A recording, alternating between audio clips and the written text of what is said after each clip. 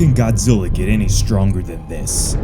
Drilling all the way down to the center of the planet with his atomic breath is already one of the more extraordinary feats ever managed by the big guy. But to then take on the giant ape for an entire night's worth of fighting, and then, if that wasn't enough of a showcase of his power, Godzilla still had enough in the tank to challenge Mechagodzilla, who was firing on all cylinders.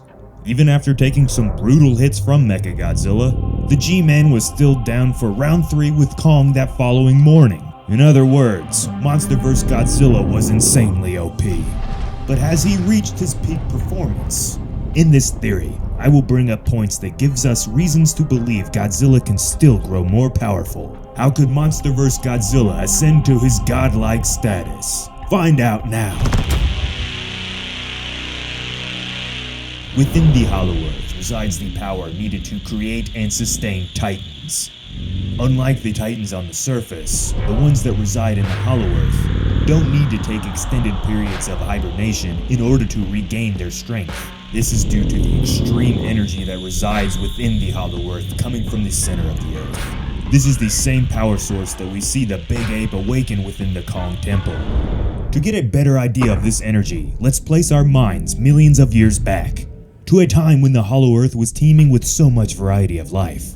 Many Gojira once roamed the Hollow Earth when their species came into existence, and with them came hundreds or potentially thousands of other kaiju species. This era showcased these animals in their absolute prime. We know the Titans have at least 2 separate evolutionary lines. The ones who aren't required to eat and drink water, although they certainly could if they wanted to. This would be Titans like Godzilla, Rodan, and Methuselah. And then there were the Titans who needed to consume both typical food and water in order to survive. This would be Titans like the Kongs, the Warbats, and Skullcrawlers.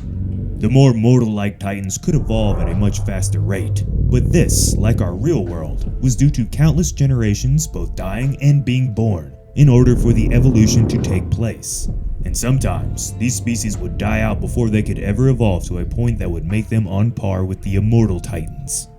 The more godlike Titans, like the Gojis, simply had to not get themselves killed, and they would slowly, over time, adapt and evolve. But this would take likely thousands of years to see any real small result. But since it's really hard to kill a Goji, these animals had almost no threats during the first 100 million years or so in the Hollow Earth, and they grew powerful enough to become the rulers of that realm. Let's go back to our Godzilla. He is very old, but with the discovery of fossils of others of his kind, and with the evidence of some of them being considerably larger than the G-Man, gives us enough to go off of when claiming that he could be one of the younger Gojis. In this theory, Godzilla was born, and within a short time, for a Titan, he went with the first batch of his kind to explore beyond the Hollow Earth and challenge this new world, that being the surface. Our Godzilla was never really a fan of the other Titans, and the nuisances that they would bring to his peace. Upon surfacing, the higher radiation on Earth during that time allowed him to travel freely and still absorb enough energy to not have to hibernate and rest. But it was still not enough for him to grow much beyond the limit he had already reached at that point in his life. But at this time, the G-Man didn't think much of that anyway, and simply wanted to be alone and guard this new realm for his leadership back in the Hollow Earth. When the radiation on the surface subsided, this is when Godzilla began to tunnel and explore the space in between the Hollow Earth and the surface.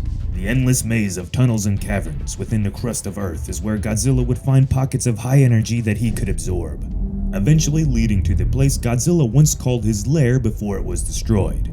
But back in the Hollow Earth, the rest of his kind continued to grow and slowly adapt. As long as there was power within the Hollow Earth, the Gojis would always grow, leading to the monstrosity we saw in the Kong lair that was at a time likely the greatest or at least largest Goji to ever walk.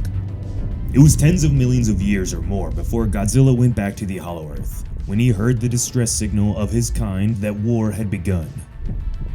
The lesser Titans rebelled and were being led by a new insanely intelligent group of Titan apes, the Kongs.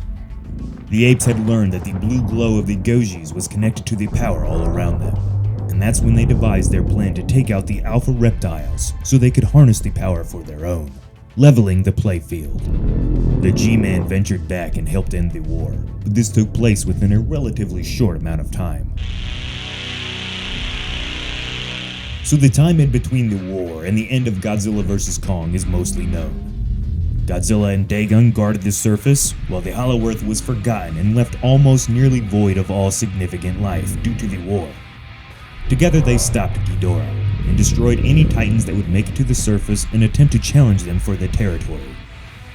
Let's fast forward past Godzilla vs. Kong now. With the ape now in the Hollow Earth and Godzilla mysteriously disappearing, what could happen next which allows him to grow stronger? It could take centuries, or even thousands of years, but if the G-Man ever grew curious, or felt a disturbance, both natural occurrences for the big guy, he could be led to the Hollow Earth once again. For the sake of this theory, let's say Godzilla becomes bored and chooses to venture down to the Hollow Earth. With no threats on the surface, and with him and Kong being okay with one another now. If Kong was even still alive at this point in this theory. Godzilla simply had nothing else to do. Turns out, he really enjoyed having the bomb blow up in his face, Mothra's power being given to him, and making all them gains. His instincts always told him that Hollow Earth was his true home. He simply enjoyed being a rebellious young Goji, but now he wanted to settle down and embrace his origins. He instantly feels lighter on his feet and more alert simply by coming back to the Hollow Earth. But with no war, threat, or other Gojis around, he takes his time to explore. Due to him being gone from this realm for hundreds of millions of years, give or take, his body had forgotten this power, and now was suddenly, drastically evolving, sucking it all in. The lack of others of his kind, and the more power-hungry Titans, either dead or forced to stay in hibernation, allowed him to be the main reactor for all the energy there. Each power source, like the one seen in Godzilla vs. Kong, would lure him in, and he would stay there for as long as he wanted. At that point, who was going to tell him to get out?